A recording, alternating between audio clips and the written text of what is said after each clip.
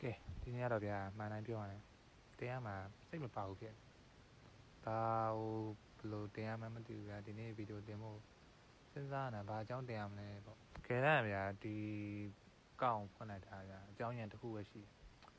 တော့လူဆိုတာဗျာအားလုံးလည်းသိပါတယ်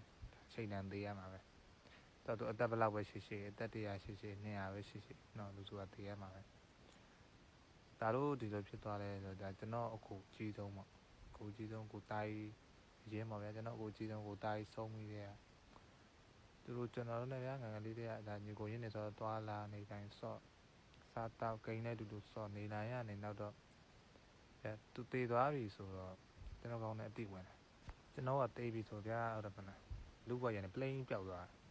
နောက်ဆုံးကိုမိသားစုကိုတငငင်းပေါင်းနေလောက်ပဲတတိယပြီးကြံခဲ့တာဗျာဘာကြံခဲ့လဲဆိုရင်ဘာမှမကြံခဲ့ဘူးဘာယူသွားလို့ရလဲဆိုရင်ဘာမှမယူသွားလို့မရဒီကကျွန်တော်ပွင့်တဲ့ကြောင်းရတယ်ကျွန်တော်ပတ်ဆက်လုံးကျင်လည်းမဟုတ်ဘူးဗျာအပြူတက်ရှင်လည်းမဟုတ်ဘူးဟိုမှာဒီလောက်ကိုပြောဒီဟာကြီးတင်နေရတာကိုပျော်နေလို့လည်းမဟုတ်ဘူးဗျာနောက်ဘာဖြစ်လာလဲတော့မသိဘူးဗျာလောဆယ်ကတော့ဒီဟာလေးတင်ရနေပြီးတော့ကိုဘာများစိတ်ဝင်စားကြတွေ့ပါမလဲပေါ့ကိုဘာများတစ်ခုရှာတွေ့မလဲပေါ့ဗျာအဲ့လိုပဲစဉ်းစားရနေရောတင်ကြည့်လိုက်ဘာပြောကိုပြောလိုက်တဲ့စကားတစ်ခုမှတခြားသူတွေထောက်ကူဖြစ်တာတွေဒါမှမဟုတ်သူ့ဘဝမှာကြုံနေရတဲ့တိုက်ဆိုင်လို့ပဲဖြစ်ဖြစ်အဲ့လိုတခုပေါ့အကြောင်းတိုက်ဆိုင်လို့သူစိတ်သက်သာရပါတယ်ဒါမှမဟုတ်သူ့အတွက်အဖြစ်တစ်ခုရပါဆိုရင်စင်ပြေပေါ့ဗျာဒီကတော့တခုခုလေးကြံခဲ့ကြတာပေါ့ဗျာကျွန်တော်သိရမှာပဲလေဒါမှမသိခင်မှာဟိုတင်တဲ့ဗီဒီယိုကနေပြီးတော့တခုခုပေါ့နောက်ဆုံးကူတည်သွားတော့မှကိုယ့်အကောင့်လေးကြံခဲ့မယ်ဒီထက်ဗီဒီယိုလေးရနောက်ဆုံးတို့လွမ်းပြေတယ်ကြည့်တင်ကြည့်ပေါ့ဗျာအခုဗီဒီယိုတင်နေရတယ်နောက်တစ်နေ့ကျွန်တော်တင်မဲ့ဗီဒီယိုနဲ့အဲ့လိုတူချင်မှလည်းတူမှာပေါ့ဒီကတော့ဗျာကိုသက်ဆက်ရှိဖို့လိုပါဗျာဗီဒီယိုနေ့တိုင်းတင်နေတယ်ကျွန်တော်ဆိုရင်မနက်ခင်း8 to 5လောက်လုပ်ရတယ်ဟိုဒီရှိရင်9နာရီပြန်လာရတယ်ဟိုဒီ4နာရီဆိုရင်9နာရီမှပြန်လာရတယ်ခုနောက်ပိုင်းဟိုဒီမရှိပါဘူးပုံမှန်ပါပဲအဲ့ဒီ9နာရီဆိုပြန်ဒါပေမဲ့ဗျာပြန်တော့လဲဒီမှန်တော့ထိုင်တာလို့ထားရလို့ရှိုးတာလို့ဟိုအောင်ဒီအောင်ပြကိုတက်လိုက်တစ်တော့လဲဝင်လိုက်ကိုတင်ထားဗီဒီယိုလေး view ဘယ်လောက်တက်လဲကြည့်လိုက်နေတယ်လို့အချိန်ကုန်နေရညာပါပြီးတော့ဗျာဗီဒီယိုကွန်တက်တစ်ပုတ်ကောင်းကောင်းတင်ဖို့ဆိုတာလည်းဗျာကျွန်တော်တို့ဟောပေါ့ဒီ reset လုပ်ဖို့ကလည်းလိုတယ်ဒီကိုပါအကြောင်းတင်မှာတော့ဟိုကျွန်တော်ထားရောက်နေဗျာထိုင်းမှာအကြောင်းအရာအများကြီးရှိတယ်ကျွန်တော်မြန်မာနိုင်ငံနဲ့မတူတဲ့အကြောင်းအများကြီးရှိအဲ့ຢာတွေတင်ဖို့ကျွန်တော်တို့ကဒီຢာဆိုဒီຢာနဲ့ပတ်သက်တာ reset လုပ်ရတယ်reset လုပ်ဖို့ကလည်းဗျာကိုမှလည်း content idea ရှိအောင်မှာကျွန်တော်ဆိုလည်းဗာတင်နာမှမတက်ထားဘူးအဲ့တော့ကအခက်ခဲရရှိတယ်ဘယ်လိုရှားမလဲဘယ်ဗီဒီယိုယူသုံးရင် copyright မညှိဘူးလဲဘယ်ဟာကိုယူသုံးရင်လူတွေစိတ်ဝင်စားလဲအဲ့လိုပေါ့ဗျာအဆုံးပေါ့ဗျာကိုကလည်းအခုမှဘာမှမသိဘူးမသိပါဘူးဆိုတော့ကိုတင်တဲ့ဗီဒီယိုတွေက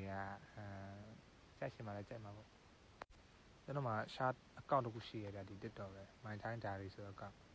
account ကကျွန်တော်အမှဗီဒီယိုတစ်ပုတ်ဗျာပေါက်သွားတာအဲ့ဆိုင်ငယ်ပုံဗျာအရင်ဗီဒီယိုမှာလည်းကျွန်တော်တင်တာဘာပဲဖြစ်ပြီးတော့အကောင် view 9သိန်းကျော်ရပါအဲ့ဒီကနေပြီးတော့ကျွန်တော်ဘာပဲတင်ဗျာအဲ့လိုကျွန်တော်ဘာပဲတပုတ်ဖြစ်တာတော့ကကျန်တဲ့ပုတ်တွေကလည်းတော်သူ auto ပေါ့ဗျာလိုက်ပြီးတော့အဲ့လို view တွေတက်တာပေါ့ဒါပေမဲ့အဲ့အကောင်ကဗျာမြန်မာ region ဖြစ်နေရတယ်ပါရှိန်းရအဆင်မပြေဘူးရှိန်းလို့မရဘူးအဲ့တော့နောက်ပိုင်းညရင်လည်းအဲ့လိုအကောင့်တွေပဲပြဿနာတက်မှလို့အဲ့နဲ့ Thai region ဖြစ်မှရမယ်ဆိုလို့ကျွန်တော်အကောင့်အသစ်ဖွင့်လိုက်တာအဓိကလည်းဗျာဒီကျွန်တော်မှထိုင်းတာဆိုတော့အကောင့်ဖွင့်ထားမှဒါပေမဲ့အဲ့ဒီဘာရဲဗီဒီယိုလေးတစ်ပုတ်ဖြစ်တာနဲ့ဗျာအဲ့ဒီအကောင့်မျိုးအဲ့လိုခုတော့လုပ်ပြီးတော့ပေါ့ဗျာကျွန်တော်အဲ့လိုမျိုးပေးထပ်ပြီးတော့အဲ့ဒါကြီးပေါ့ထပ်ပြီးစင်ပြီးတော့မသုံးချင်လို့ဗျာကျွန်တော်မှအကောင့်တစ်ခုပေါ့မိုင်ထိုင်းတာလေးအကောင့်ရှိတယ်အဲ့ဒါတော့မတင်ပြပါဘူးဒီအိမ်မဲ့ထားတာအဲ့ဘာရဲတစ်ပုတ်ဒီတစ်ပုတ်ကြီးကိုခုလုံးလုပ်ပြီးတော့ဗျာဒီဘာရဲဖြစ်တဲ့ဗီဒီယိုတစ်ပုတ်ကိုခုလုံးလုပ်ပြီးတော့အဲ့လိုနောက်ဗီဒီယိုလည်းအဲ့လိုလူကြည့်များအောင်လို့ဆိုပြီးအဲ့လိုမျိုးလှုပ်ရှင်တာနဲ့ကျွန်တော်အကောင့်အသစ်ပဲဖွင့်လိုက်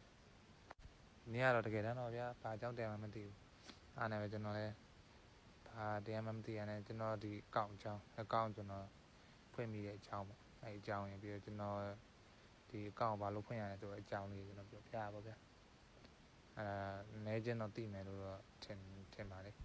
ေဟိုကကျွန်တော် TikTok အကောင့်ရယ် Facebook အကောင့်ရယ်အခုတွဲဖွင့်ထားတယ်ဒီ TikTok ကတင်နေတာဗီဒီယိုလဲကျွန်တော် Facebook အကောင့်မှာတင်တယ်ဒါပေမဲ့ view တော့မရှိသေးဘူးဗျာဥမာအစဆိုတော့ဟုတ်တယ်မလားဘယ်သူမှဆိုတာစိတ်လည်းဝင်စားမဟုတ်ကြည့်လဲကြည့်ပါမယ်အောင်ဆိုဗျာဗီဒီယိုတော့ကလည်းလူကြည့်များမဆို quality ကလိုသေးတယ်ပြီးနောက်ပိုင်းဆိုအခုလောက်ကြတဲ့ thumbnail တို့ပါတော့ဒီဗီဒီယိုတစ်ပုတ်ကိုကြည့်လိုက်တာနဲ့ဗျာဒီလူတယောက်က